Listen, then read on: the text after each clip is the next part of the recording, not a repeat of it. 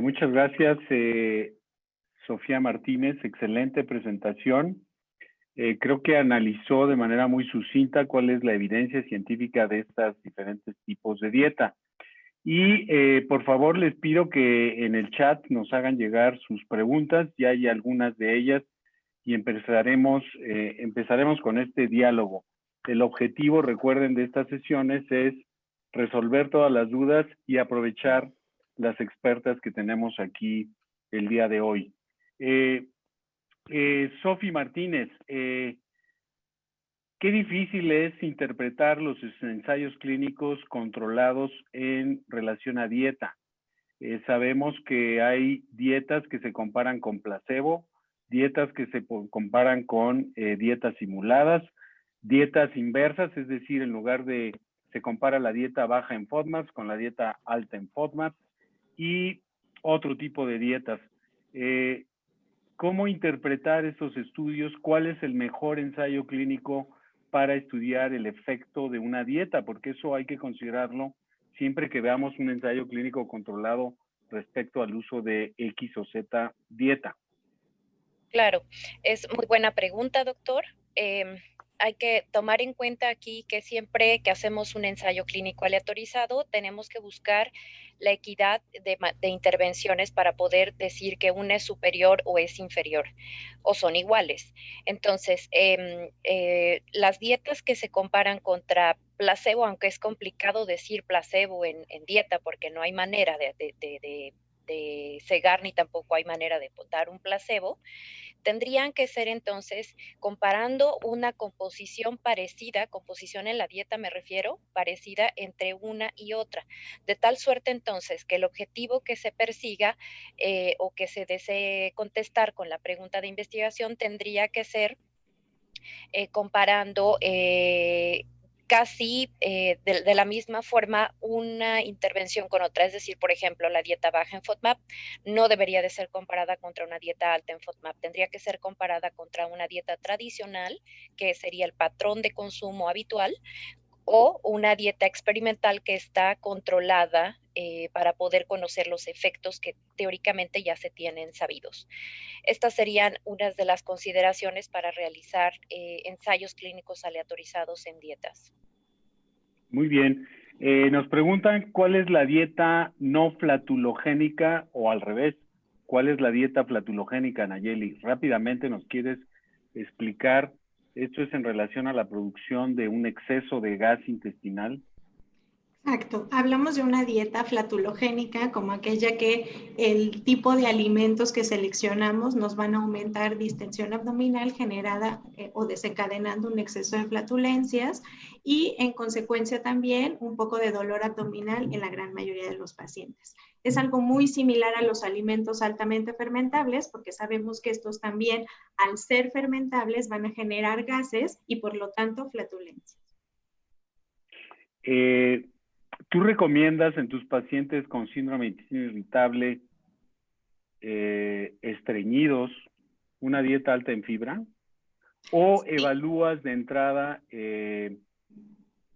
cuáles son los síntomas y si hay cierto grado de intolerancia a esta dieta alta en fibra en pacientes estreñidos, repito? Algo muy importante es que a cualquier paciente mexicano que llegue con un nutriólogo prácticamente va a tener una dieta alta en fibra, porque el promedio de consumo de fibra en nuestro país es como de 15 gramos y como lo comentaba la doctora Sofía al inicio de su presentación, más o menos el estándar que se debe estar consumiendo, las recomendaciones son sobre 20, 25 gramos. Entonces, cualquier paciente que llega por default ya está consumiendo una dieta alta en fibra. El tema es seleccionar el tipo de fibra y la presentación de la misma. Sabemos que muchos alimentos, al someterse a un proceso de cocción, se vuelven astringentes y por lo tanto disminuyen los síntomas en los pacientes. Entonces, yo lo que hago con los pacientes es no eliminar la fibra soluble, sí en su mayoría la fibra insoluble y algunos alimentos modificarles la forma de preparación para que de esa forma en algún momento puedan disminuir sus síntomas gastrointestinales, pero no les elimino la fibra por el tema del estreñimiento. Sí, Sofi, en tu experiencia, Sofía Villar, cada vez tenemos en el consultorio pacientes que llegan con dietas prescritas en base a pruebas de inmunoglobulina G en sangre, es decir, posibles alergias basadas en la detección de anticuerpos de tipo IgG. ¿Qué utilidad? Hay varias preguntas al respecto. ¿Qué utilidad tienen estas pruebas? Son carísimas y en tu experiencia, ¿sirven, no sirven? Y me gustaría también oír la opinión de Sofía Martínez y de Nayeli Bueno. Pues realmente tienen, o sea, hay realmente no tienen mucha utilidad porque hay pacientes que pueden tener estas pruebas negativas y tener síntomas gastrointestinales. Entonces nosotros no nos guiamos si una prueba también sale positiva para restringirle este tipo de alimentos.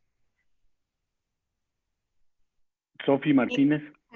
Lo mismo, concuerdo con Sofía. Estas pruebas, hay que recordar que para hacer la detección de una alergia alimentaria se necesitan al menos 3 pruebas, que tiene que ser sérica, tiene que ser en la piel, pues Cutánea. una prueba de la piel, exactamente cutánea, y probablemente alguna prueba de perdón, dije sanguínea, cutánea y un reto. Entonces, si no tenemos esas 3, no podemos tomar la decisión de hacer una restricción de alimentos.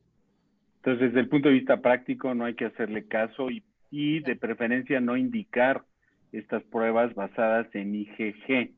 No, creo que también es más ¿sí? factible los cuestionarios dirigidos, ¿no? Sí. De intolerancias y, o sea, un buen cuestionario dirigido a cada alimento con el paciente, eso ayuda más. Sí. Sobre todo porque este tipo de pruebas van enfocadas al sistema inmunológico.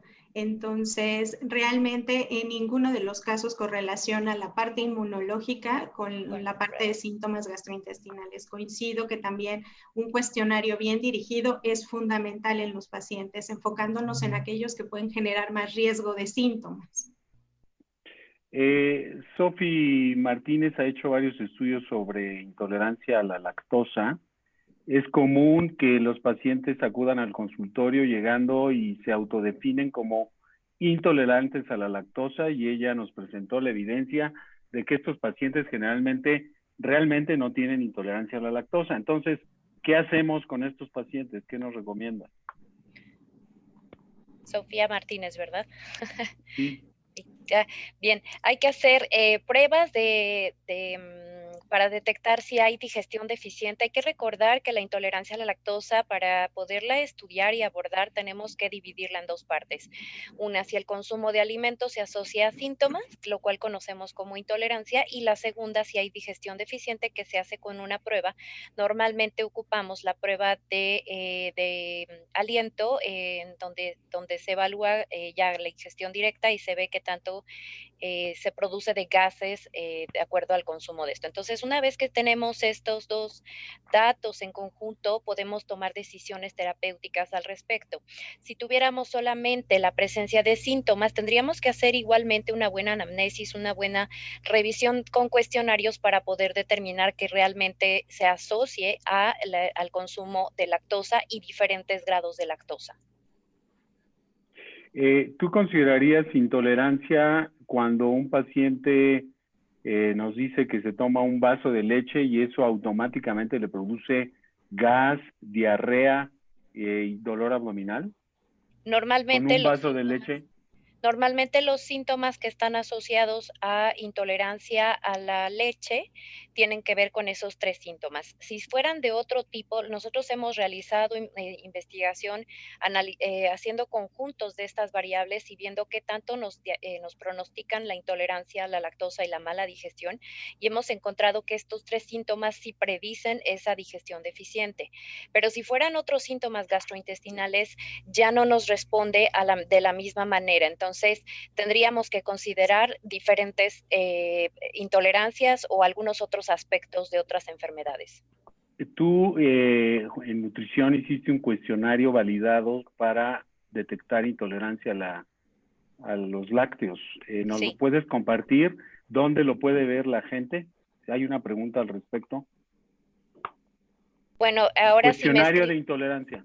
Sí, si me escriben ahora en el correo electrónico se los puedo compartir, porque el lugar donde teníamos alojado este cuestionario, ya no está habilitado, pero con mucho gusto se los puedo enviar de manera personal. ¿Y qué tan útil es tu cuestionario? ¿Qué sensibilidad y especificidad tiene? Nosotros pudimos detectar conjuntos de alimentos en específico, bueno, encontramos que alimentos lácteos o que contienen cierta cantidad de lactosa se asociaban justamente con estos síntomas de los que he comentado, a diferencia, por ejemplo, de algunos alimentos altos en FODMAP o en azúcares altamente fermentables que no hacían asociación y no tenían correlación con la intolerancia a la lactosa, sino que correlacionaban más con síndrome intestino irritable. Entonces, pareciera ser que la capacidad de diagnosticar con un cuestionario bien hecho y con una buena correlación, sí nos podría permitir tener un diagnóstico más asertivo en la clínica.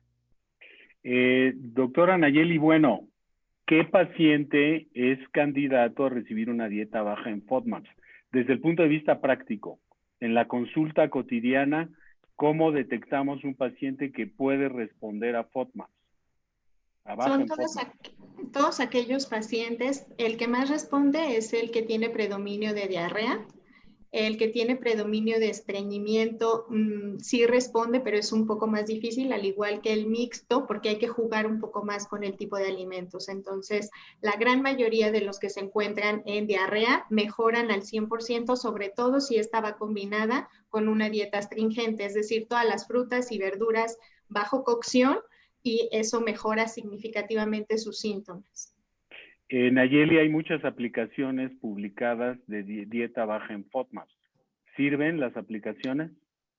Todas las listas y aplicaciones nos sirven para tener un patrón de referencia, es decir, para que el paciente sepa que si tiene un síntoma podría estar asociado a determinado alimento. Por ejemplo, las dietas bajas en FODMAP marcan la manzana. Entonces, si el paciente todos los días se toma un licuado que incluye piña, manzana y algunas otras verduras más, es probable que esa lista le ayude a saber qué ingredientes de su jugo son los que le están desencadenando síntomas.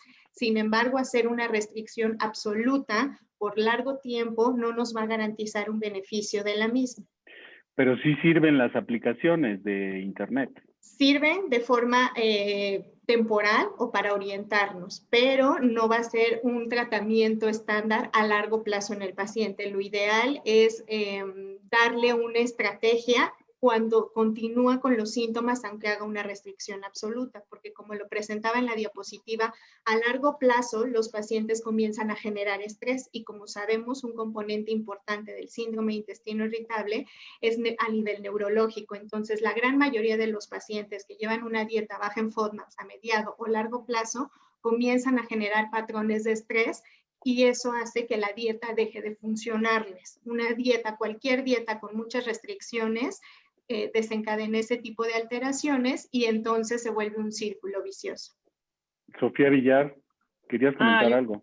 Sí, que hay una app de la Universidad de Monash, yo creo que esa está muy bien y cuesta 199 pesos.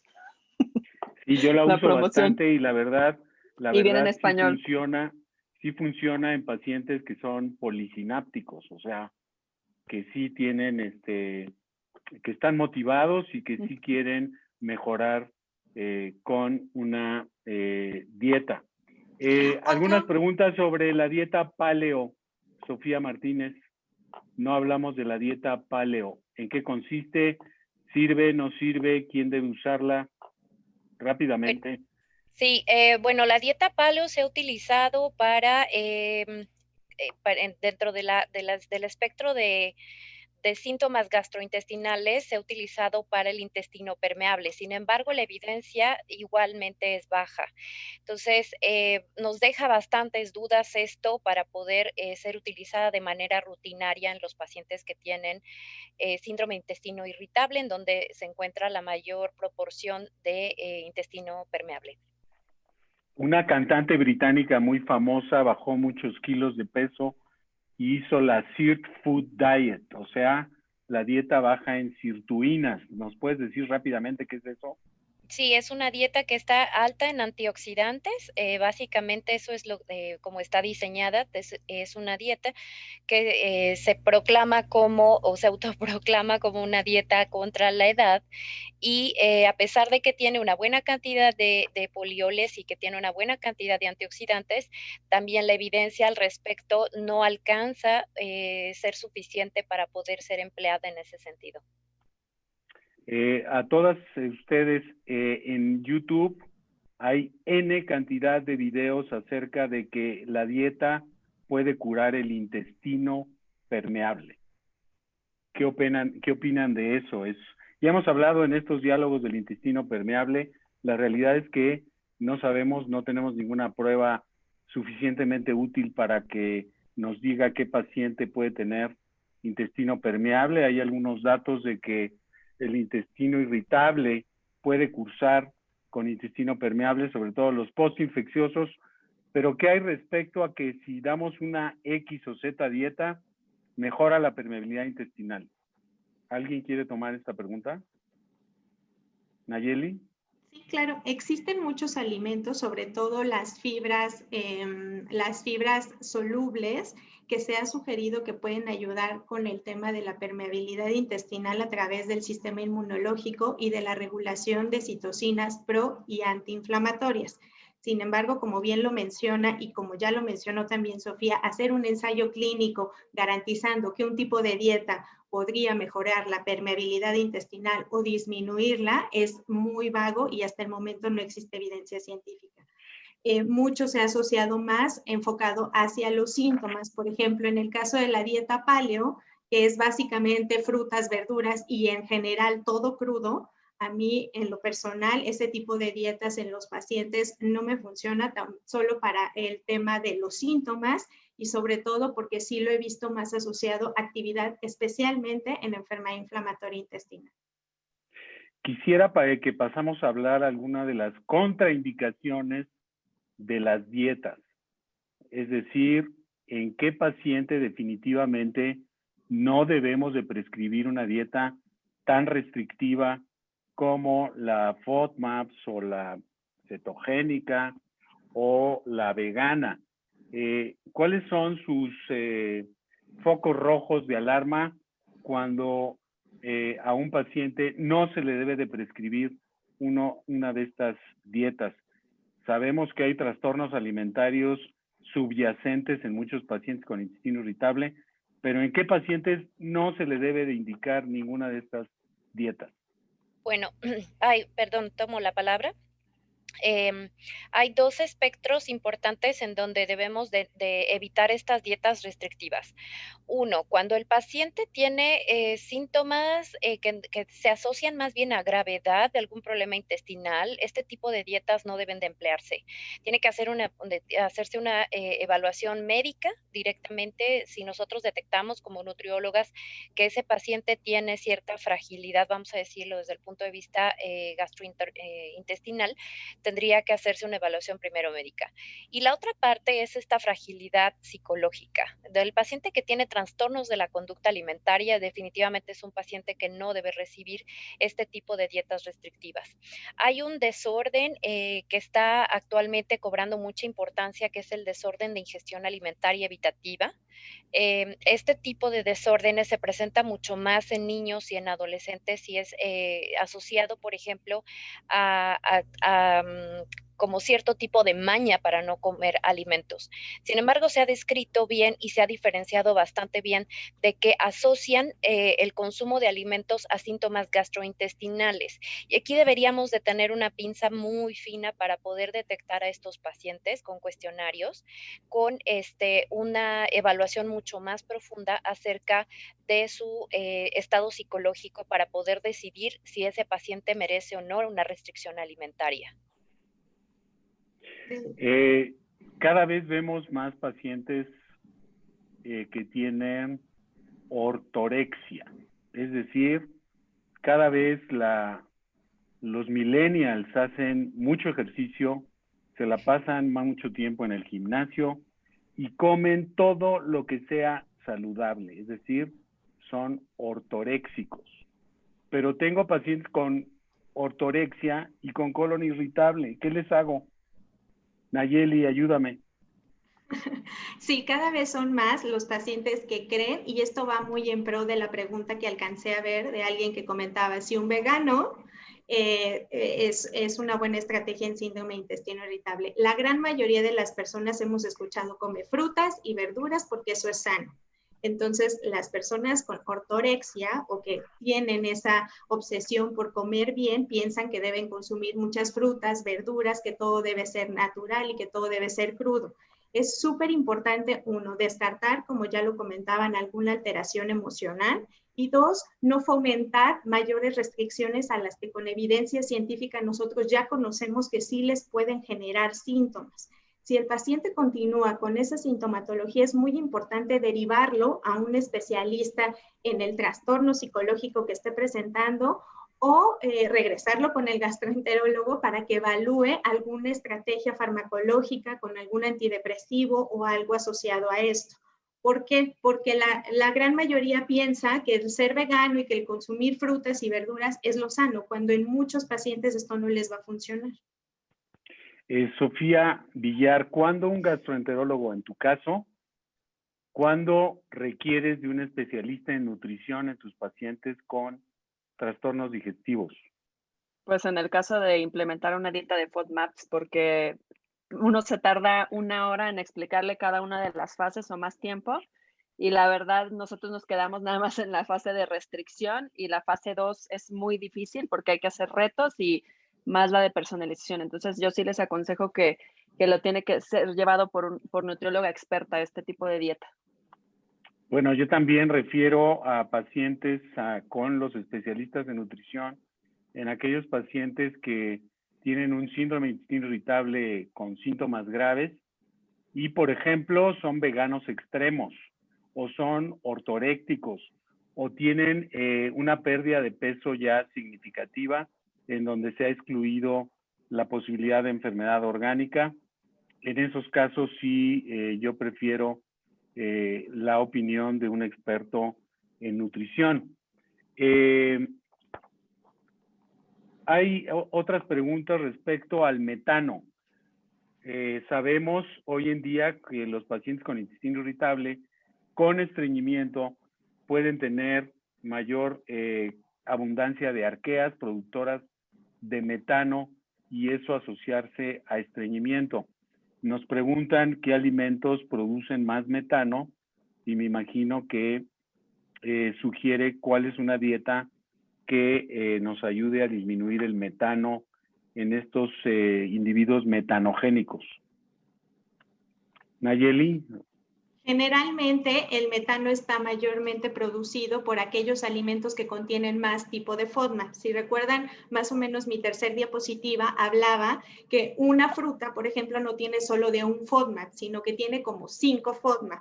Entonces, en ese sentido, hacer restricciones de aquellos que tengan más contenido de FODMAP puede ser una buena estrategia para disminuir el metano.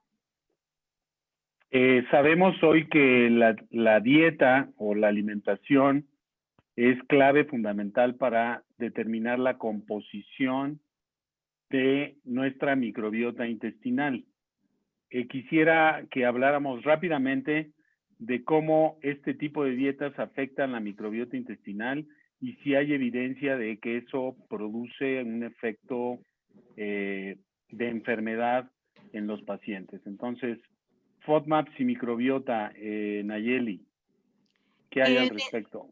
En ese sentido, sí, se ha visto, la evidencia científica muestra que una dieta baja en FODMAP puede regular de manera temporal el balance de la microbiota, hablando de aquellas bacterias que se asocian más con síntomas gastrointestinales respecto a aquellas que pueden ser protectoras o con propiedades inmunoreguladoras. En este sentido, sí se ha visto que el disminuirla va a ayudar a regular el balance. Sin embargo, a largo plazo puede llegar a desencadenar nuevamente disbiosis en los pacientes y en consecuencia alterar tanto el sistema inmunológico como la sintomatología de los mismos. El doctor Gibson y su grupo ha publicado algunos trabajos que la disminución en bifidobacterias y otras especies como Fecalobacterium prausnitzii, etcétera, bacterias benéficas que se reducen con una dieta baja en FODMAPs, puede corregirse con prebióticos o con probióticos. ¿Tú qué opinas al respecto? ¿Sería una buena idea dar una dieta baja en FODMAPs más probióticos? Es una buena estrategia siempre y cuando se continúe también con la suplementación de algunos nutrientes. Aunado también a la suplementación de probióticos, eso puede ayudar a un mediano plazo en algunos pacientes, pero no así a largo plazo. En relación al gluten, muchos pacientes también acuden al consultorio y ya han evitado el consumo de gluten porque han leído El cerebro de Pan, porque han visto a Djokovic decir que con eso juega mejor tenis, porque la foggy mind se desaparece. ¿Qué opinas de el abuso en la exclusión del gluten en las dietas en pacientes con síndrome de intestino irritable?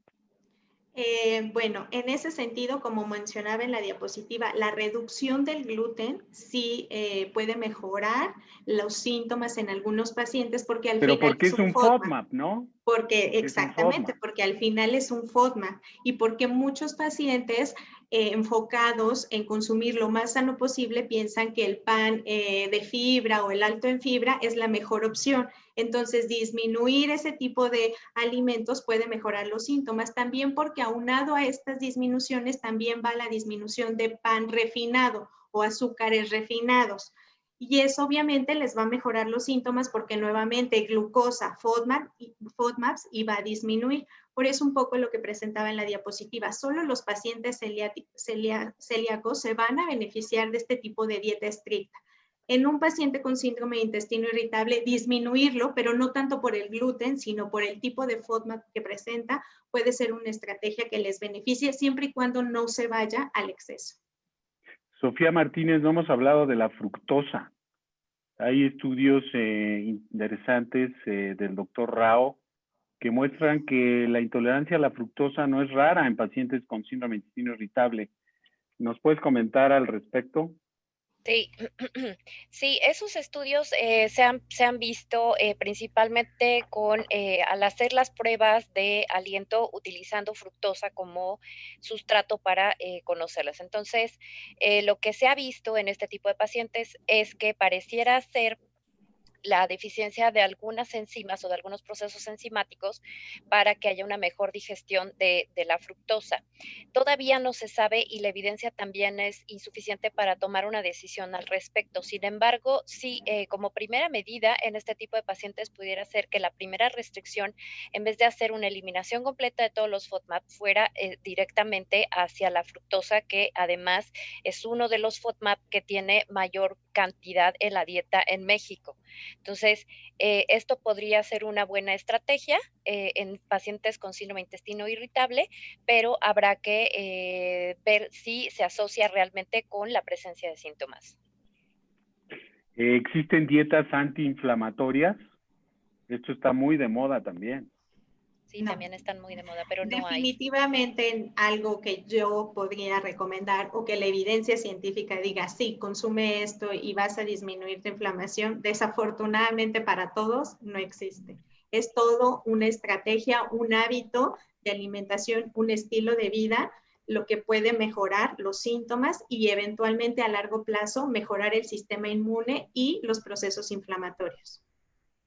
Se ha vuelto una epidemia en los consultorios de pacientes que toman infinidad de suplementos, que van desde omega 3, desde fibra, desde magnesio, cadmio, estroncio, molibdeno, en fin, o sea, estas nutriólogas moleculares que dan una serie de suplementos que les hacen pagar a los pacientes una renta mensual por los suplementos. ¿Sirven los suplementos? ¿No sirven? ¿Son dañinos? ¿Qué opinan de los suplementos, además de las dietas? Bueno, suplementos para síntomas gastrointestinales, también la evidencia es baja, no se deben de prescribir. Solamente los suplementos se utilizan cuando sabemos que hay una deficiencia nutrimental bien marcada. Nayeli. Es importante mencionar que nos van a funcionar algunos suplementos cuando el paciente ya lleva por sí solo una dieta muy estricta a largo plazo. Es decir, por ejemplo, un paciente con enfermedad inflamatoria intestinal y que además tiene síndrome de intestino irritable, que él mismo decidió por sus síntomas eliminar toda una serie de alimentos, es importantísimo comenzar a suplementarlo, pero a menos que no exista una deficiencia o un riesgo, no está indicado iniciarlos. Utilidad de la lactasa en los pacientes intolerantes a los lácteos. Sofía Martínez. Sí, definitivamente se pueden utilizar. Las presentaciones en México, hasta el momento, estas 10,000 unidades internacionales de lactasa sirven por tiempo de comida. Se tienen que emplear más o menos media hora antes de consumir el alimento que va a llevar lácteos o el tiempo de comida que va a llevar lácteos, y se puede repetir en cada tiempo de comida que se realice y que se incluyan lácteos. Las presentaciones en otros países puede ser diferente, pero esta cantidad es suficiente para disminuir la sintomatología asociada al consumo de 12.5 gramos de lactosa, es decir, un vaso de leche. Sofía Villar, has levantado la mano muchas veces. ¿Nos puedes Quería comentar? De lo de la dieta de baja en gluten, también hay que acordarse que existe la alergia al trigo, o sea, aparte de la enfermedad celíaca, y que en estos pacientes también pues hay restricciones nada más, pero para síndrome de intestino irritable no, por lo que hemos comentado de los fructanos. Entonces ese era como un comentario extra. Muy bien. Algunos fármacos, sobre todo en el paciente diabético, que utiliza metformina, frecuentemente se asocian a síntomas gastrointestinales y bueno, como sabemos, la metformina produce cambios significativos en la microbiota. ¿Alguna recomendación en pacientes que tienen síntomas gastrointestinales asociados a metformina desde el punto de vista de dieta? Desde el punto de vista de dieta, la dieta estándar, y dado que son pacientes diabéticos, pues la recomendación es aumentar fibra en especial soluble, y en este tipo de pacientes la estrategia de probióticos sí puede ser una maniobra que pueda ser de utilidad en estos pacientes. Recomendaciones para el dispéptico, el paciente que tiene dispepsia funcional en cuestión de dieta. Lo principal es bajar de peso. Bueno, pero no está gordito el dispéptico.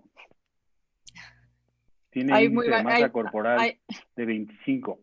Hay muy baja evidencia para los alimentos para dispepsia funcional y realmente es como de sensibilidad de cada paciente, ¿no? Entonces hay que individualizar. Lo que se recomienda es que haga sus comidas, o sea, en tiempos, que evite comidas grasosas, pero realmente la evidencia es muy baja. Y aquí es muy común que no hagamos restricciones de dietas, por ejemplo, bajas en chile, ¿no? Que tienen capsaicina.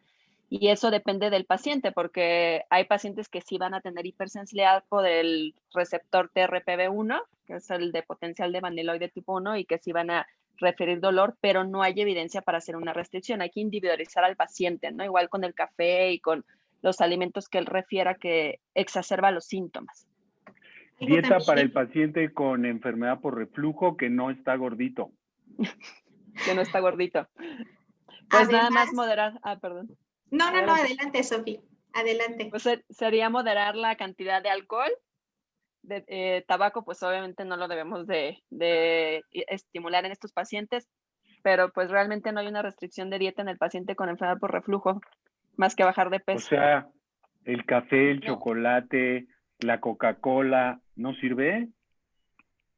No hay evidencia. No hay evidencia. O sea, tendría que hacerse también un cuestionario para relacionar los alimentos que conocemos como gatillo para la presentación de estos síntomas. El paciente con gastroparesia, recomendaciones. Dieta astringente. Adelante, Sofía. Tú eres la experta. Bueno, antes de que contestes, por favor, todo mundo habla de la dieta blanda, todo mundo prescribimos una dieta blanda y nadie sabe lo que es una dieta blanda. ¿Nos pueden aclarar qué es una dieta blanda Y luego que nos hablen de la dieta astringente, que tampoco creo que tenga ninguna evidencia científica, pero ¿qué es una dieta blanda, por favor? Ok, una dieta blanda es aquella en donde hay una disminución en el contenido de los alimentos que acabamos de comentar ahorita, grasas, azúcares, copiosa, y que además está modificada también en consistencia, es decir, es lo más fácil de digerir en un paciente. Una dieta astringente es aquella que nos va a permitir un cambio en la osmolaridad intestinal y que permite que el paciente con diarrea mejore sus evacuaciones, hablando de un Bristol hacia 6, 7 y que, bueno, pueda mejorar hacia un 4. Es decir, nada más cambios en la consistencia de los alimentos, que si bien la evidencia científica no existe como tal, bueno, ya es una de las dietas que se utiliza de forma terapéutica en la gran mayoría de los mismos. Dieta astringente, Sofía Martínez, en los pacientes con diarrea, ¿sirve o no sirve? Pues lo mismo que comenta Nayeli, se pueden utilizar, aunque la evidencia es muy baja al respecto. También se conoce que una dieta astringente es baja en residuos, así desde el punto de vista químico, es decir, que tiene esta medición de residuos es muy relativa, pues, pero se piensa que podrían estos residuos generar alguna capacidad para mejorar la absorción. Entonces, o más bien quitar estos residuos, pero no hay evidencia al respecto. Sí, hay una observación de la audiencia que la dieta baja en FODMAPs reduce la cantidad de histamina a nivel de tubo digestivo y en sangre. ¿Quieren comentar al respecto? Eso fue, bueno, ha habido algunos estudios que lo han sugerido, sobre todo estudios transversales, pero no hay ninguna evidencia científica que sustente efectivamente esta asociación. Un ensayo Bueno, clínico. hay estudios en animales de experimentación que las ratitas con una dieta baja en carbohidratos fermentables mejoran los fenómenos inflamatorios a nivel intestinal en modelos experimentales de intestino irritable o de enfermedad inflamatoria. De hecho, FODMAP se ha usado también en enfermedad inflamatoria intestinal. Bueno, hemos llegado al final de este diálogo en red. Rápidamente, en 30 segundos, Sofía Villar, tus conclusiones.